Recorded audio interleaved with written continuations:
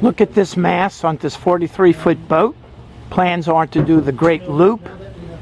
The important part I want to show to you is the factory, main ship, the factory, actually put these buckles here and here so you can undo those by hand and then lay the mast over with that hinge there on the right.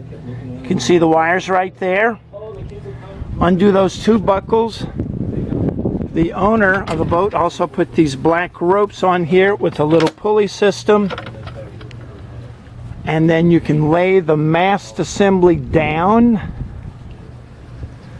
into this U-groove right here. So the mast lays down in that U-groove. I'll stand in front of it. And you can see how the mast lays perfectly into the U-groove to go through all of the low bridges on Lake Champlain, the Erie Canal, and the Oswego Canal. And then you can stand it back up and regain the use of your radar and your satellite television, which are those two big domes up on the top of the mast.